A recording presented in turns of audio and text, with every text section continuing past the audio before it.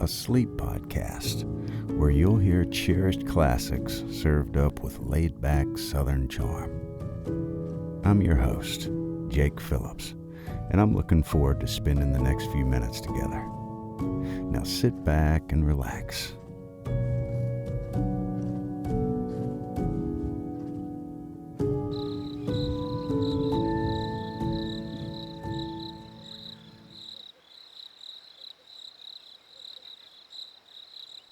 Hey, welcome back to Ode to a Mockingbird. I'm Jake. On this episode, we're going to read Robert Frost. He's one of the greatest American poets of the 20th century.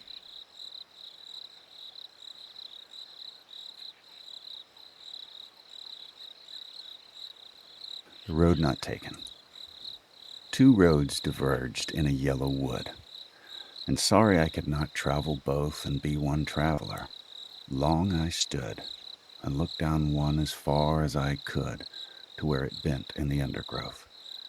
Then took the other as just as fair, and having perhaps the better claim because it was grassy and wanted wear, though as for that the passing there had warned them really about the same. And both that morning equally lay in leaves no step had trodden black. Oh, I kept the first for another day. Yet knowing how way leads on to way, I doubted if I should ever come back. I shall be telling this with a sigh somewhere ages and ages hence. Two roads diverged in a wood, and I took the one less traveled by, and that has made all the difference.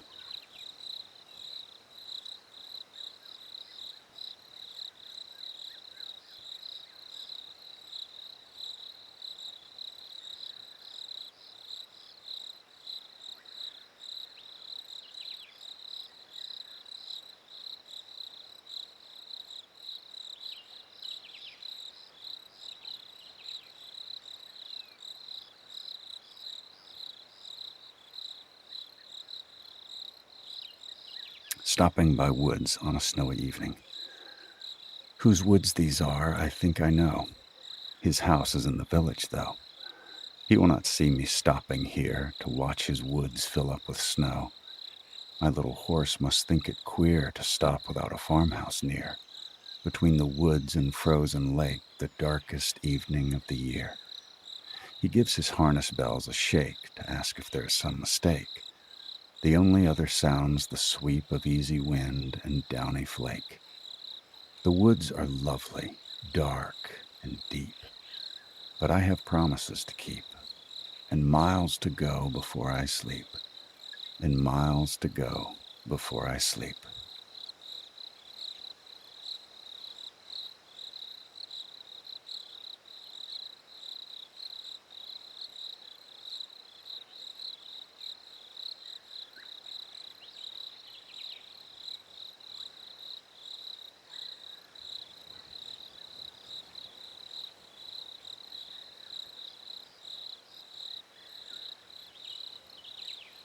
Fire and ice. Some say the world will end in fire. Some say in ice. From what I've tasted of desire, I hold with those who favor fire.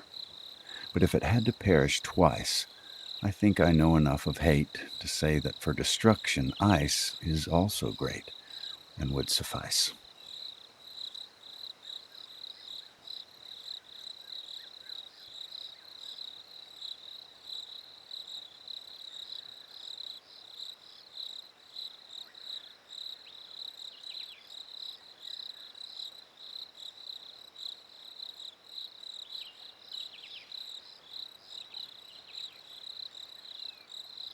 Mending wall. Something there is that doesn't love a wall, that sends the frozen ground swell under it, and spills the upper boulders in the sun, and makes gaps even two can pass abreast. The work of hunters is another thing. I have come after them and made repair where they have left not one stone on a stone, but they would have the rabbit out of hiding to please the yelping dogs. The gaps, I mean. No one has seen them made or heard them made, but at spring mending time we find them here. I let my neighbor know beyond the hill, and on a day we meet to walk the line and set the wall between us once again. We keep the wall between us as we go, to each the boulders that have fallen to each. And some are loaves, and some so nearly balls we have to use a spell to make them balance. Stay where you are until our backs are turned. We wear our fingers rough with handling them. Oh, just another kind of outdoor game, one on a side. It comes to a little more. There where it is, we do not need the wall. He is all pine, and I am apple orchard. My apple trees will never get across and eat the cones under his pines, I tell him. He only says, good fences make good neighbors. Spring is the mischief in me, and I wonder if I could put a notion in his head. Why do they make good neighbors? Isn't it where there are cows? But here there are no cows. Before I built a wall, I'd ask to know what I was walling in or walling out, and to whom I was like to give offense. Something there is that doesn't love a wall, that wants it down. I could say elves to him, but it's not elves exactly, and I'd rather he said it for himself. I see him there, bringing a stone grasped firmly by the top in each hand like an old stone savage armed. He moves in darkness, as it seems to me, not of woods only, in the shade of trees. He will not go behind his father's saying, and he likes having thought of it so well, he says again, good fences make good neighbors.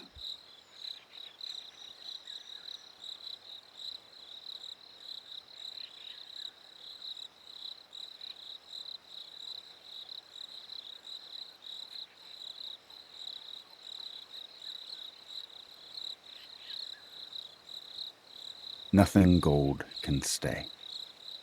Nature's first green is gold, her hardest hue to hold. Her early leaf's a flower, but only so an hour.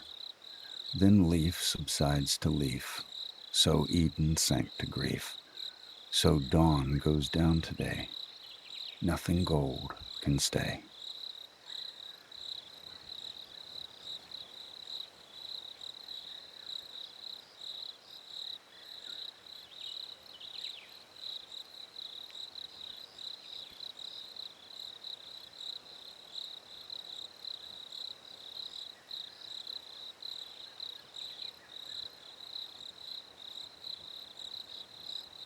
After apple picking, my long two-pointed ladder's sticking through a tree toward heaven still, and there's a barrel that I didn't fill beside it, and there may be 2 or 3 apples I didn't pick upon some bough. But I am done with apple picking now. Essence of winter sleep is on the night, the scent of apples. I am drowsing off. I cannot rub the strangeness from my sight I got from looking through a pane of glass I skimmed this morning from the drinking trough and held against the world of hoary grass. It melted, and I let it fall and break. But I was well upon my way to sleep before it fell, and I could tell what form my dreaming was about to take. Magnified apples appear and disappear, stem end and blossom end, and every fleck of russet showing clear. My instep arch not only keeps the ache, it keeps the pressure of a ladder round. I feel the ladder sway as the boughs bend, and I keep hearing from the cellar bin the rumbling sound of load on load of apples coming in. For I have had too much of apple picking. I am overtired of the great harvest I myself desired. There were 10,000 fruit to touch, cherish in hand, lift down, and not let fall. For all that struck the earth, no matter if not bruised or spiked with stubble, went surely to the cider apple heap as of no worth. One can see what will trouble this sleep of mine, whatever sleep it is. Were he not gone, the woodchuck could say whether it's like his long sleep as I describe its coming in, or just some human sleep.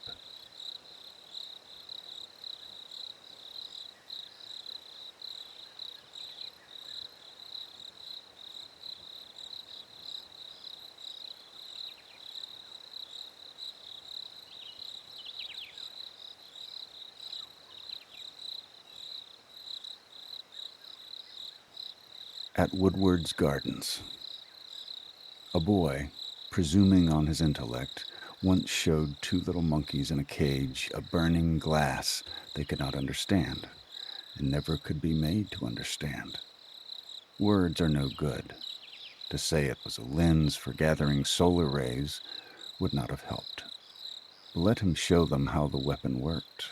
He made the sun a pinpoint on the nose of first one, then the other, till it brought a look of puzzled dimness in their eyes that blinking could not seem to blink away.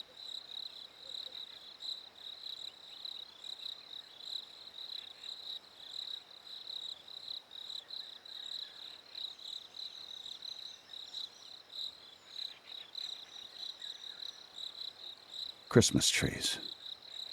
The city had withdrawn into itself and left at last the country to the country, when between whirls of snow not to come to lie and whirls of foliage not yet laid, there drove a stranger to our yard, who looked the city, yet did in country fashion, in that there he sat and waited till he drew us out a buttoning coats to ask him who he was. He proved to be the city come again to look for something it had left behind, and could not do without and keep its Christmas. He asked if I would sell my Christmas trees, my woods, the young fir balsams like a place where houses all are churches and have spires. I hadn't thought of them as Christmas trees. I doubt if I was tempted for a moment to sell them off their feet to go in cars and leave the slope behind the house all bare. And the sun shines now no warmer than the moon. I'd hate to have them know it if I was. Yet more I'd hate to hold my trees except as others hold theirs or refuse for them beyond the time of profitable growth, the trial by market everything must come to.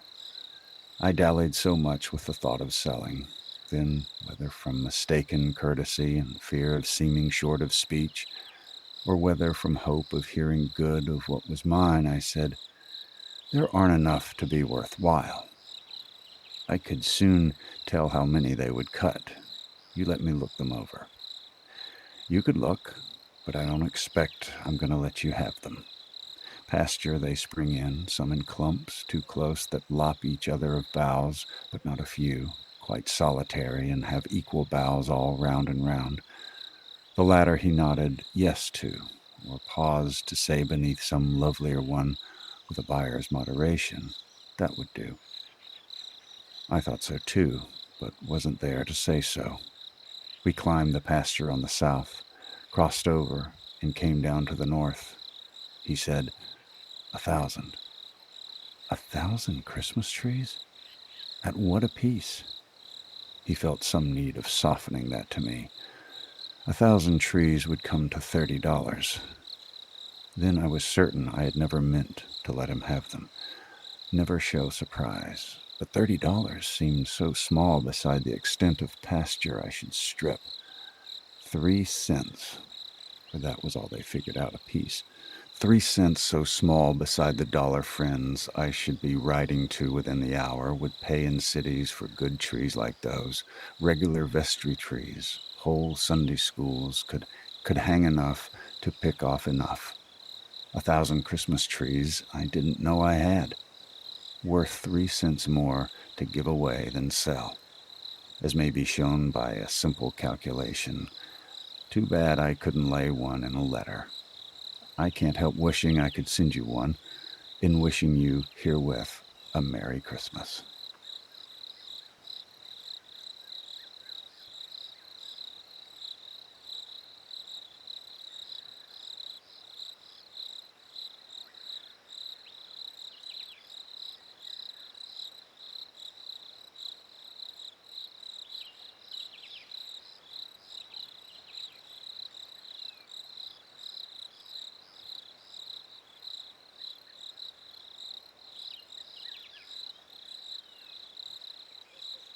Birches.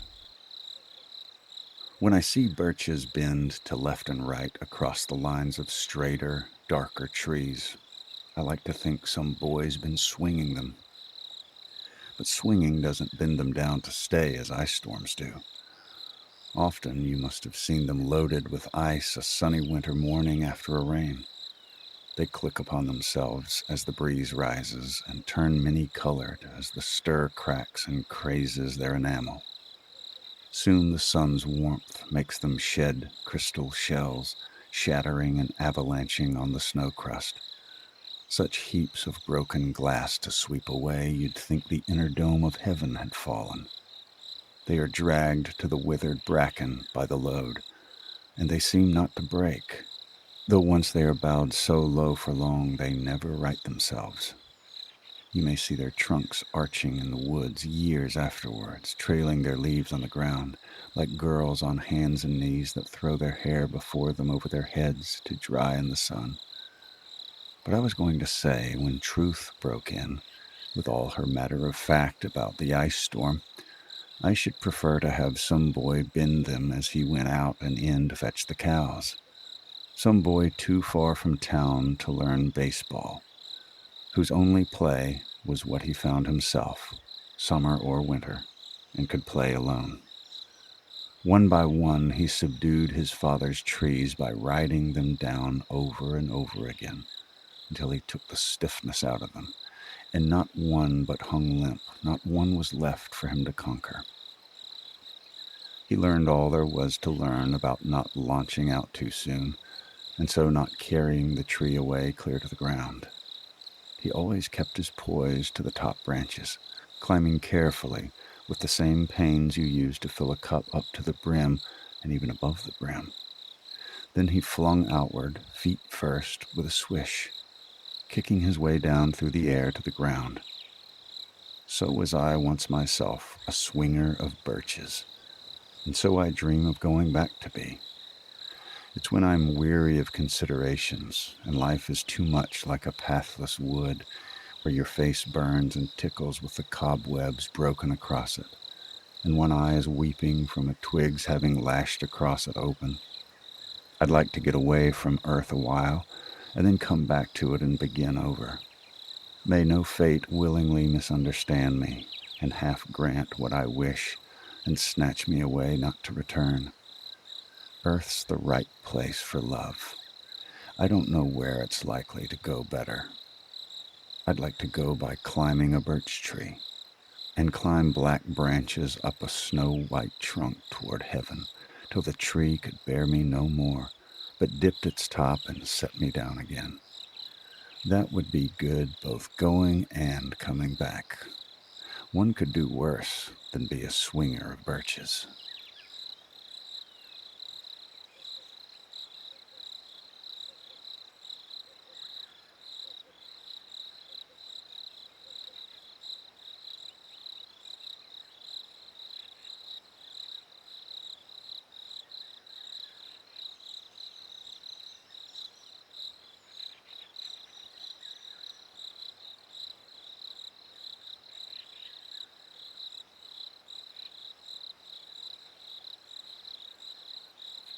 Fireflies in the garden. Here come real stars to fill the upper skies, and here on earth come emulating flies, that though they never equal stars in size, and they were never really stars at heart, achieve at times a very star-like start, only, of course, they can't sustain the part.